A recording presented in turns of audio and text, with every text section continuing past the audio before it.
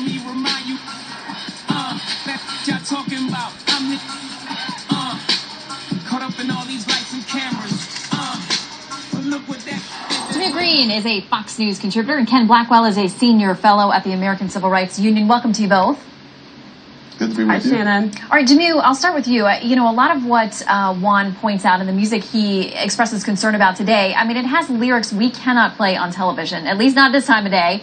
What are your thoughts? Well, it also has lyrics that when the president likes to quote Jay-Z, he will give the edited lyrics. It's just despicable. It's outrageous. It is filled with misogyny and hateful lyrics towards women.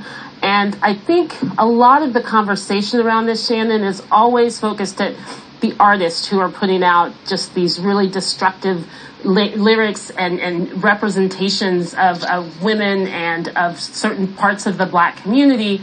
But who's writing their checks? That's who I want to focus on. Who are the people who are actually writing their checks, who are signing them to the record labels, and who are saying it's okay for you to put this language out, and we're going to pay you millions of dollars for it? I think the difference between when Bob Dylan was singing, you know, that song, and when we had kind of the music that was a part of like social change in this country decades ago, the record industry was different. And the profit motives that really support this are disgusting. All right, I want to, Ken, read a little bit of Juan's column and then give you a chance to respond. He says, there are examples all through the rap music world. They've persisted for years with scarcely any complaint from today's civil rights leaders. Juan goes on to say their failure to denounce these lyrics for the damage they do to poor and minority families, words celebrating tattooed thugs and sexually indiscriminate women as icons of, quote, keeping it real, is a sad reminder of how long it has been since the world heard the sweet music of the March on Washington. Ken, your response? You know, one of the magic things about Dr. King and the civil rights movement was that they understood that our success was rooted in the fact that as Americans, we had core, absolute, shared values. I think it's been the advance of moral relativism that has undercut what I consider to be the forward thrust of the civil rights movement.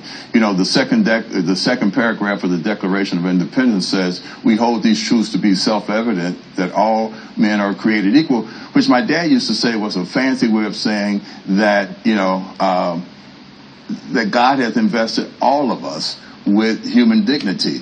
And some of the great civil rights leaders understood was that it was by discovering the dignity of others, due respect, that we came together and made the civil rights period one of the defining periods in American history. But I do think it starts with the fact that we have in 237 years made progress, but as Lincoln says, you know, we're not a perfect union, but we are a perfectible union. And that's why I think on this show, this segment, we can agree that we must attack head on this assault on human dignity.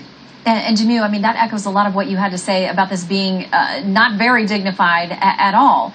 But as you talk about progress, are we moving in the right direction? Because 50 years ago versus now, the time period that Juan looked at with this music and the time since the march, have we moved forward or backwards when it comes to these artistic endeavors? Jamil, you said, you know, people are writing checks, they're signing these record deals, but a lot of these artists are so successful that they run their own record companies and that they sign other artists, and these messages seem to continue to grow.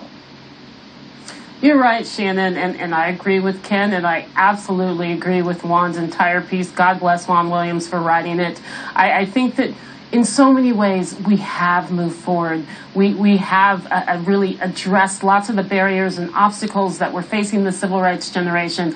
But when it comes to these cultural representations and the silence on the misogyny, I sat down with Russell Simmons over a week ago after he put out a despicable rape tape featuring Harriet Tubman, one of our greatest heroines that this country has ever produced, and talked to him about misogyny in rap. And I got the same answer from him that I've gotten, I think, that many people get from a lot of the icons in this industry. And it's that the reason is it's a reflection of the culture. We got to leave it there. Scantily clad women are not the reflection of the culture. Back right after this. Thank you both.